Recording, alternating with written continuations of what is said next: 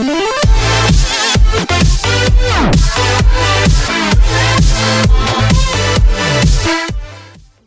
Up people, it's me Hamzain, you are watching H T reacts. Welcome back to the channel.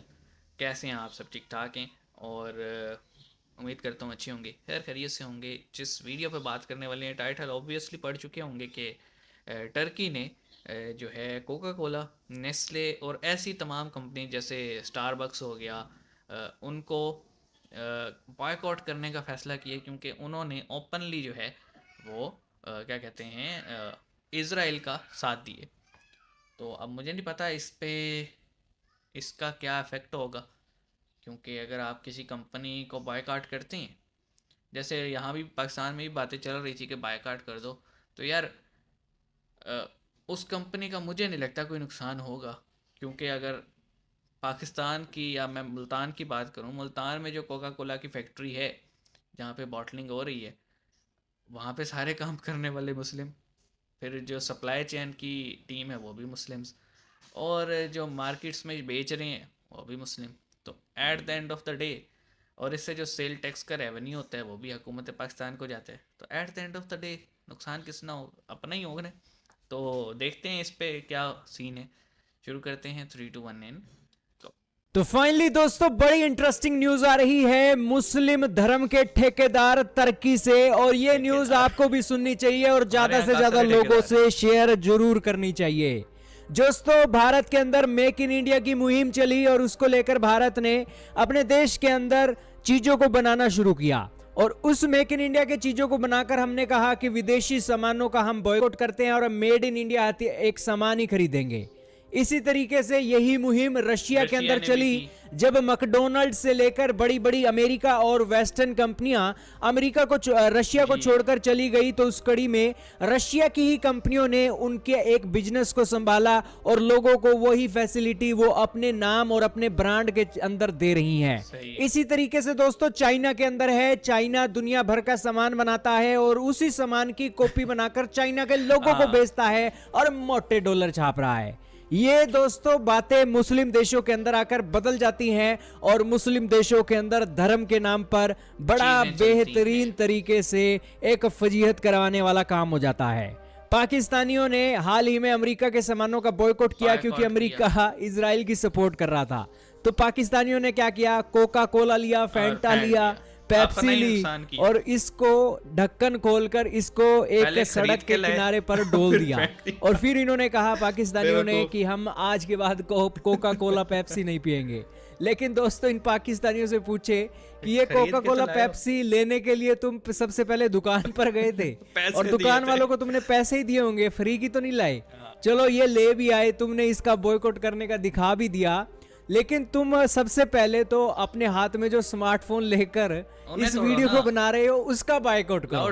तो यही कारण है कि यार जरूर पाकिस्तानी क्या कर रहे हैं, ये ठंडे का बॉयकॉट इसलिए कर रहे हैं ताकि पाकिस्तान के अंदर ना लोकल मैन्युफैक्चरिंग करते हैं ना जो एक पाकिस्तानी भाई ठंडे की, उस ठंडे की सेल ज्यादा हो जाए, इसको लेकर पाकिस्तानियों ने ये बिजनेस का एक आइडिया लगाया। तो यही कारण है कि पाकिस्तानियों ने इसके बॉयकॉट की एक बात की। अब दोस्तों अच्छी बात है, अब बॉयकॉट तो ये नहीं कर सकते हैं अमेरिका का, इजराइल का, लेकिन अपना धंधा चलाने के लिए ये प्रोपोगेंडा करना बहुत अच्छी बात है। अब दूसरी तरफ देखिए दोस्तों, तुर्की की पार्लियामेंट के अंदर क्या निकला है। अब ये काम दोस्तों कोई छोटे लेवल के लोग करे जिनका बिजनेस है और लोगों को जागरूक करे ताकि अपना लोकल बिजनेस चल सके, मेक इन इंडिया की जो मेक इन पाकिस्तान की जो ताकत है वो समझ में आए। लेकिन तुर्की की पार्लियामेंट ने दोस्तों कोका कोला और नेस्ले को बैन कर दिया है अपनी कंटीनों के अंदर। क्यों दोस्तों? क्योंकि ये इजराइल को सपोर्ट कर रहे हैं। अब सारी दुनिया के देश हैरान है कि तुर्की का दिमाग सिर के अंदर है या घुटनों के अंदर है, क्योंकि कुछ दिन पहले ही नेस्ले कंपनी ने दोस्तों तुर्की के अंदर अपना जो एक प्लांट है वो टेम्परेरी तरीके से शट डाउन कर दिया था, क्योंकि उसे एक प्रिकॉशन मेजर लेना था, क्योंकि इजराइल और फिलिस्तीन की जंग में वो नहीं चाहते थे कि नेस्ले के वर्करों को कोई नुकसान हो। नेस्ले वालों ने तो अपना प्लांट इजराइल के अंदर बंद कर दिया, लेकिन अपने तुर्की वाले हैं इन्होंने कोका कोला और नेस्ले जैसे प्रोडक्ट जो हैं अपनी कंटीनों से ही गायब कर दिए हैं। मैं फिर से यही कहूँगा कि देखें, ब्रांड बेसिकली चलता है, ठीक है, और ऐसा नहीं है कि इंडिया में जब मेक इन इंडिया इनिशिएटिव की बात हुई तो उन्होंने कहा कि जी हम बाहर की कंपनी का कुछ नहीं लेंगे। उन्होंने कहा कि हम लेंगे, हमारे मुल्क में बनाओ, हमारे यहाँ फैक्ट्री लगाओ, हमारे यहाँ रिसर्च एंड डेवलपमेंट करो और हमारे लोगों को नौकरी दो। अब जब रॉ मटेरियल हमारा, लोग हमारे, जगह हमारी और बिजली पानी गैस सब हमारा, तो तब ये मेक इन इंडिया होगा और मिनिमम रेवेन्यू जो है वो तुम बाहर लेके जा सकते हो। ये समझ में आती है बात। लेकिन ये कह देना कि जनाब वो जो कर रहे थे जी, बोतल्स खरीद के लाए हैं, जो है ना कोला की सोडा की लेकर आए हैं पैसे दे के, और फिर बाहर रहे हैं उसको। मैं तुम्हें इतना ही, तुम्हारे पास पैसे फालतू थे, किसी गरीब को दे देते, 2 टाइम की रोटी खा लेता।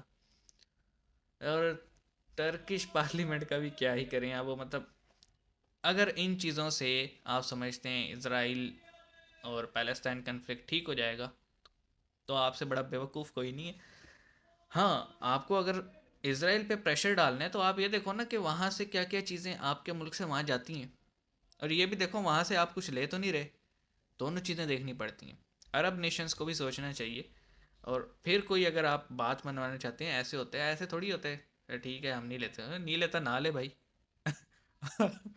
तो अभी क्या यार, पॉलिसी मेकर्स शायद अकल से पैदल हैं, मैं यही बोलूँगा। बाकी कमेंट सेक्शन हाजिर है और आप भी कुछ कहने चाहिए कह सकते हैं। अपना ख्याल रखिएगा। सी यू गाइस।